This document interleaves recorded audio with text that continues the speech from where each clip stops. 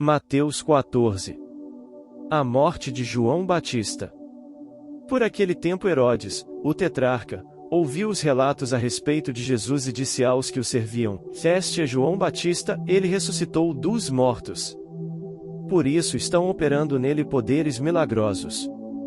Pois Herodes havia prendido e amarrado João, colocando-o na prisão por causa de Herodias, mulher de Filipe, seu irmão. Porquanto João lhe dizia: não te é permitido viver com ela. Herodes queria matá-lo, mas tinha medo do povo, porque este o considerava profeta. No aniversário de Herodes, a filha de Herodias dançou diante de todos e agradou tanto a Herodes, que ele prometeu sob juramento dar-lhe o que ela pedisse. Influenciada por sua mãe, ela disse: e dá-me aqui, num prato, a cabeça de João Batista. O rei ficou aflito, mas, por causa do juramento e dos convidados, ordenou que lhe fosse dado o que ela pedia. E mandou decapitar João na prisão. Sua cabeça foi levada num prato e entregue à jovem, que a levou à sua mãe. Os discípulos de João vieram, levaram o seu corpo e o sepultaram. Depois foram contar isso a Jesus. Jesus alimenta 5.000 homens. Ouvindo o que havia ocorrido, Jesus retirou-se de barco, em particular, para um lugar deserto. As multidões, ao ouvirem falar disso, saíram das cidades e o seguiram a pé. Quando Jesus saiu do barco e viu tão grande multidão, teve compaixão deles e curou os seus doentes. Ao cair da tarde, os discípulos aproximaram-se dele e disseram: Este é um lugar deserto, e já está ficando tarde. Manda embora a multidão para que possam ir aos povoados comprar comida. Respondeu Jesus: Eles não precisam ir, deem-lhes vocês algo para comer. Eles lhe disseram: Tudo o que temos aqui são 5 pães e 2 peixes. Tragam-nos aqui para mim, disse ele. E ordenou que a multidão se assentasse na grama. Tomando os 5 pães e os 2 peixes, olhando para o céu, deu graças e partiu os pães. Em seguida, deu-os aos discípulos, e estes à multidão. Todos comeram e ficaram satisfeitos, e os discípulos recolheram 12 cestos cheios de pedaços que sobraram. Os que comeram foram cerca de 5.000 homens, sem contar mulheres e crianças. Jesus anda sobre a água. Logo em seguida, Jesus insistiu com os discípulos para que entrassem no barco e fossem adiante dele para o outro lado, enquanto ele despedia a multidão. Tendo despedido a multidão, subiu sozinho a um monte para orar. Ao anoitecer, ele estava ali sozinho. Mas o barco já estava a considerável distância da terra, fustigado pelas ondas, porque o vento soprava contra ele. Alta madrugada, Jesus dirigiu-se a eles, andando sobre o mar. Quando o viram andando sobre o mar, ficaram aterrorizados e disseram: que é um fantasma. E gritaram de medo.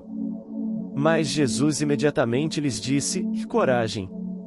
Sou eu. Não tenham medo. Senhor, disse Pedro, se és tu, manda-me ir ao teu encontro por sobre as águas. Venha, respondeu ele. Então Pedro saiu do barco, andou sobre as águas e foi na direção de Jesus. Mas, quando reparou no vento, ficou com medo e, começando a afundar, gritou: Senhor, salva-me! Imediatamente Jesus estendeu a mão e o segurou. E disse: homem de pequena fé, por que você duvidou? Quando entraram no barco, o vento cessou. Então os que estavam no barco o adoraram, dizendo: verdadeiramente tu és o Filho de Deus.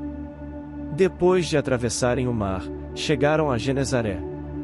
Quando os homens daquele lugar reconheceram Jesus, espalharam a notícia em toda aquela região e lhe trouxeram os seus doentes.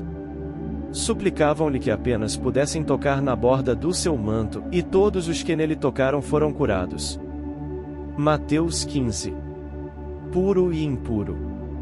Então alguns fariseus e mestres da lei, vindos de Jerusalém, foram a Jesus e perguntaram: por que os seus discípulos transgridem a tradição dos líderes religiosos? Pois não lavam as mãos antes de comer. Respondeu Jesus: E por que vocês transgridem o mandamento de Deus por causa da tradição de vocês? Pois Deus disse: honra teu pai e tua mãe, e em quem amaldiçoar seu pai ou sua mãe terá que ser executado. Mas vocês afirmam que, se alguém disser ao pai ou à mãe, qualquer ajuda que eu poderia dar já dediquei a Deus como oferta, não está mais obrigado a sustentar seu pai. Assim, por causa da sua tradição, vocês anulam a palavra de Deus. Hipócritas! Bem profetizou Isaías acerca de vocês, dizendo: este povo me honra com os lábios, mas o seu coração está longe de mim.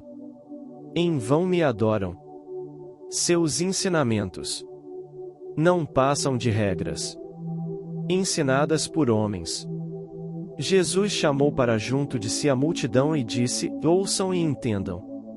O que entra pela boca não torna o homem impuro, mas o que sai de sua boca, isto o torna impuro. Então os discípulos se aproximaram dele e perguntaram: sabes que os fariseus ficaram ofendidos quando ouviram isso?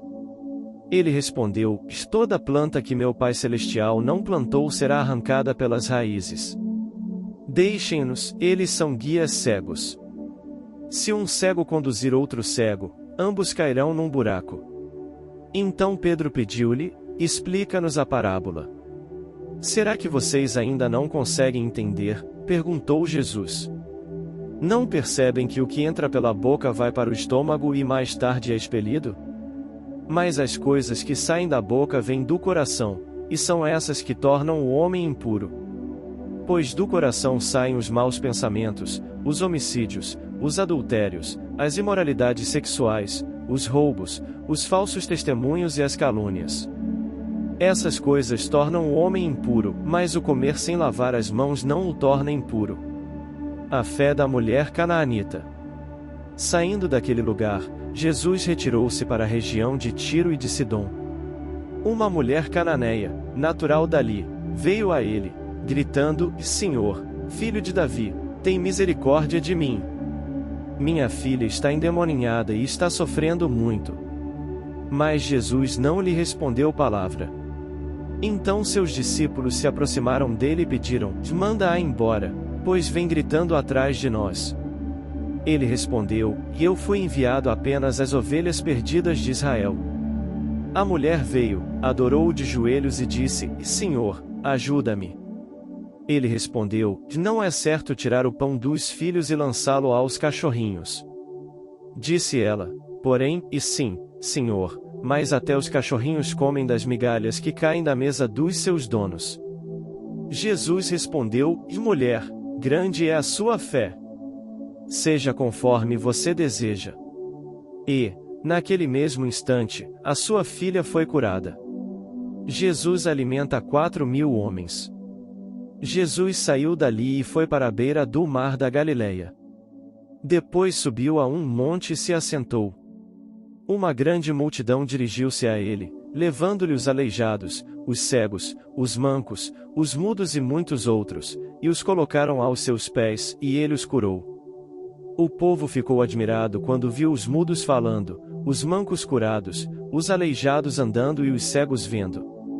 E louvaram o Deus de Israel. Jesus chamou os seus discípulos e disse: tenham compaixão desta multidão, já faz 3 dias que eles estão comigo e nada têm para comer. Não quero mandá-los embora com fome, porque podem desfalecer no caminho. Os seus discípulos responderam: e onde poderíamos encontrar, neste lugar deserto, pão suficiente para alimentar tanta gente? Quantos pães vocês têm? Perguntou Jesus. 7, responderam eles, e alguns peixinhos. Ele ordenou à multidão que se assentasse no chão. Depois de tomar os 7 pães e os peixes e dar graças, partiu-os e os entregou aos discípulos, e os discípulos à multidão. Todos comeram até se fartar. E ajuntaram 7 cestos cheios de pedaços que sobraram. Os que comeram foram 4.000 homens, sem contar mulheres e crianças. E, havendo despedido a multidão, Jesus entrou no barco e foi para a região de Magadã. Mateus 16. E que lhes mostrasse um sinal do céu. Ele respondeu: Quando a tarde vem, vocês dizem, e vai fazer bom tempo, porque o céu está vermelho. E de manhã, e hoje haverá tempestade, porque o céu está vermelho e nublado. Vocês sabem interpretar o aspecto do céu, mas não sabem interpretar os sinais dos tempos. Uma geração perversa e adúltera pede um sinal milagroso, mas nenhum sinal será dado a você, a não ser o sinal de Jonas. Então Jesus os deixou e retirou-se. O fermento dos fariseus e saduceus. Indo os discípulos para o outro lado do mar, esqueceram-se de levar pão. Disse-lhes Jesus: Estejam atentos e tenham cuidado com o fermento dos fariseus e dos saduceus. E eles discutiam entre si, dizendo: É porque não trouxemos pão. Percebendo a discussão, Jesus lhes perguntou: E homens de pequena fé, por que vocês estão discutindo entre si sobre não terem pão? Ainda não compreendem? Não se lembram dos 5 pães para os 5.000 e de quantos cestos vocês recolheram? Nem dos 7 pães para os 4.000 e de quantos cestos recolheram? Como é que vocês não entendem que não era de pão que eu estava lhes falando? Tomem cuidado com o fermento dos fariseus e dos saduceus. Então entenderam que não estava lhes dizendo que tomassem cuidado com o fermento de pão, mas com o ensino dos fariseus e dos saduceus. A confissão de Pedro acerca de Jesus. Chegando Jesus à região de Cesareia de Filipe, perguntou aos seus discípulos: Quem os outros dizem que o Filho do Homem é? Eles responderam: Já alguns dizem que é João Batista, outros, Elias, e, ainda outros, Jeremias ou um dos profetas. E vocês? Perguntou ele. Quem vocês dizem que eu sou? Simão Pedro respondeu: Tu és o Cristo, o Filho do Deus vivo. Respondeu Jesus: Feliz é você, Simão, filho de Jonas. Porque isto não foi revelado a você por carne ou sangue, mas por meu Pai que está nos céus. E eu digo que você é Pedro, e sobre esta pedra edificarei a minha igreja, e as portas do Hades não poderão vencê-la. Eu darei a você as chaves do reino dos céus. O que você ligar na terra terá sido ligado nos céus, e o que você desligar na terra terá sido desligado nos céus. Jesus prediz a sua morte. Então advertiu a seus discípulos que não contassem a ninguém que ele era o Cristo. Desde aquele momento Jesus começou a explicar aos seus discípulos que era necessário que ele fosse para Jerusalém e sofresse muitas coisas nas mãos dos líderes religiosos, dos chefes dos sacerdotes e dos mestres da lei, e fosse morto e ressuscitasse no terceiro dia. Então Pedro, chamando-o à parte, começou a repreendê-lo, dizendo: Nunca, Senhor. Isso nunca te acontecerá. Jesus virou-se e disse a Pedro: Para trás de mim, Satanás. Você é uma pedra de tropeço para mim, e não pensa nas coisas de Deus, mas nas dos homens. Então Jesus disse aos seus discípulos: Se alguém quiser acompanhar-me, negue-se a si mesmo, tome a sua cruz e siga-me. Pois quem quiser salvar a sua vida, a perderá, mas quem perder a sua vida por minha causa, a encontrará. Pois, que adiantará ao homem ganhar o mundo inteiro e perder a sua alma? Ou, o que o homem poderá dar em troca de sua alma? Pois o Filho do Homem virá na glória de seu Pai, com os seus anjos, e então recompensará a cada um de acordo com o que tenha feito. Garanto a vocês que alguns dos que aqui se acham não experimentarão a morte antes de verem o Filho do Homem vindo em seu reino. Mateus 17. Jesus transfigura-se. 6 dias depois, Jesus tomou consigo Pedro, Tiago e João, irmão de Tiago, e os levou, em particular, a um alto monte. Ali ele foi transfigurado diante deles. Sua face brilhou como o sol, e suas roupas se tornaram brancas como a luz. Naquele mesmo momento, apareceram diante deles Moisés e Elias, conversando com Jesus. Então Pedro disse a Jesus: Senhor, é bom estarmos aqui. Se quiseres, farei 3 tendas, e uma para ti, uma para Moisés e outra para Elias. Enquanto ele ainda estava falando, uma nuvem resplandecente os envolveu, e dela saiu uma voz, que dizia: Este é o meu filho amado de quem me agrado. ouçam-no. Ouvindo isso, os discípulos prostraram-se com o rosto em terra e ficaram aterrorizados. Mas Jesus se aproximou, tocou neles e disse: levantem-se. Não tenham medo. E erguendo eles os olhos, não viram mais ninguém a não ser Jesus. Enquanto desciam do monte, Jesus lhes ordenou: não contem a ninguém o que vocês viram, até que o Filho do Homem tenha sido ressuscitado dos mortos. Os discípulos lhe perguntaram: e então, por que os mestres da lei dizem que é necessário que Elias venha primeiro? Jesus respondeu: e de fato, Elias vem e restaurará todas as coisas. Mas eu digo a vocês que Elias já veio, e eles não o reconheceram, mas fizeram com ele tudo o que quiseram. Da mesma forma o Filho do Homem será maltratado por eles. Então os discípulos entenderam que era de João Batista que ele tinha falado. A cura do rapaz endemoninhado.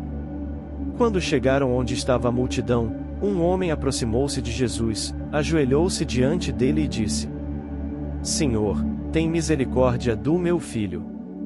Ele tem ataques e está sofrendo muito. Muitas vezes cai no fogo ou na água. Eu o trouxe aos teus discípulos, mas eles não puderam curá-lo. Respondeu Jesus: ó geração incrédula e perversa, até quando estarei com vocês? Até quando terei que suportá-los? Tragam-me o menino. Jesus repreendeu o demônio, este saiu do menino que, daquele momento em diante, ficou curado. Então os discípulos aproximaram-se de Jesus em particular e perguntaram: por que não conseguimos expulsá-lo? Ele respondeu: porque a fé que vocês têm é pequena. Eu asseguro que, se vocês tiverem fé do tamanho de um grão de mostarda, poderão dizer a este monte: e vá daqui para lá, e ele irá. Nada será impossível para vocês. Mas esta espécie só sai pela oração e pelo jejum. Reunindo-se eles na Galileia, Jesus lhes disse: o Filho do Homem será entregue nas mãos dos homens. Eles o matarão, e no terceiro dia ele ressuscitará.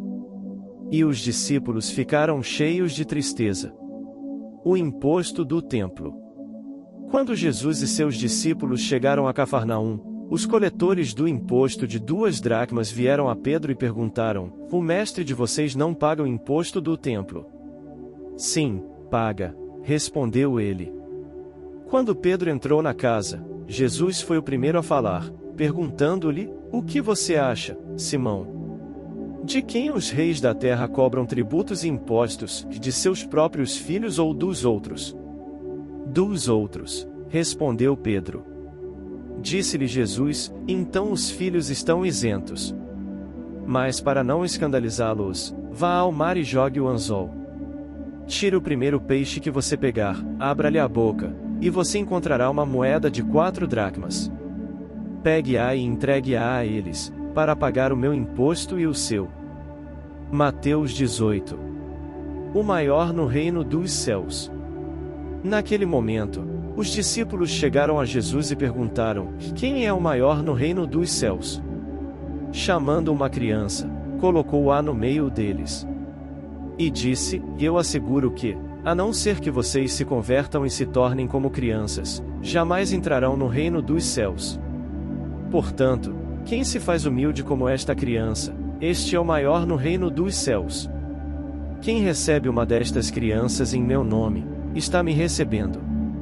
Mas, se alguém fizer cair no pecado um destes pequeninos que creem em mim, melhor lhe seria amarrar uma pedra de moinho no pescoço e se afogar nas profundezas do mar.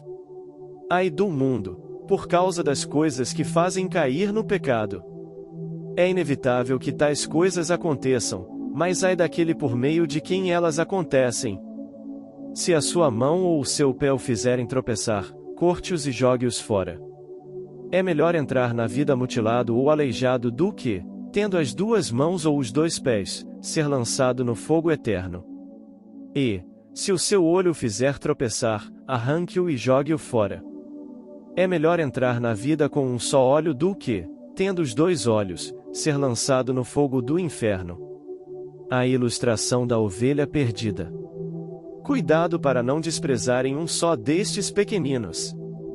Pois eu digo que os anjos deles nos céus estão sempre vendo a face de meu Pai Celeste. O Filho do Homem veio para salvar o que se havia perdido. O que acham vocês? Se alguém possui 100 ovelhas, e uma delas se perde, não deixará as 99 nos montes, indo procurar a que se perdeu? E, se conseguir encontrá-la, garanto que ele ficará mais contente com aquela ovelha do que com as 99 que não se perderam. Da mesma forma, o Pai de vocês, que está nos céus, não quer que nenhum destes pequeninos se perca. O irmão que peça contra outro. Se o seu irmão pecar contra você, vai, a sós com ele, mostre-lhe o erro. Se ele o ouvir, você ganhou o seu irmão. Mas, se ele não ouvir, leve consigo mais um ou dois outros, de modo que em qualquer acusação seja confirmada pelo depoimento de 2 ou 3 testemunhas. Se ele se recusar a ouvi-los, conte à igreja e, se ele se recusar a ouvir também a igreja, trate-o como pagão ou publicano. Digo a verdade, tudo que vocês ligarem na terra terá sido ligado no céu, e tudo que vocês desligarem na terra terá sido desligado no céu.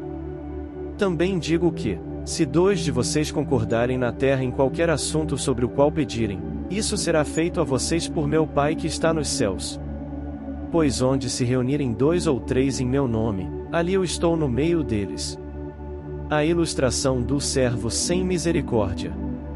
Então Pedro aproximou-se de Jesus e perguntou: Senhor, quantas vezes deverei perdoar a meu irmão quando ele pecar contra mim? Até 7 vezes?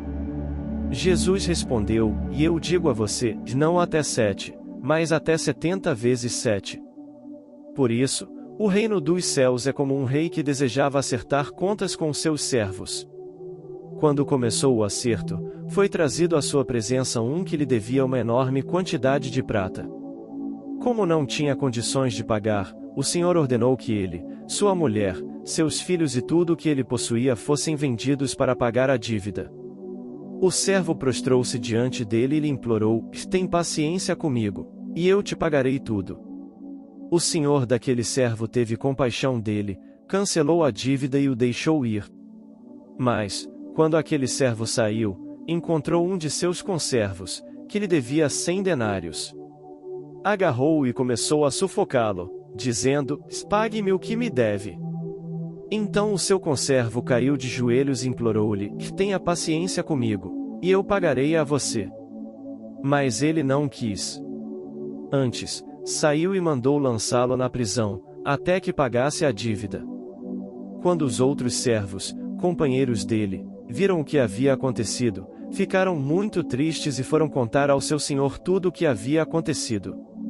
Então o senhor chamou o servo e disse: Servo mau, cancelei toda a sua dívida porque você me implorou. Você não devia ter tido misericórdia do seu conservo como eu tive de você. Irado, seu senhor entregou-o aos torturadores, até que pagasse tudo o que devia.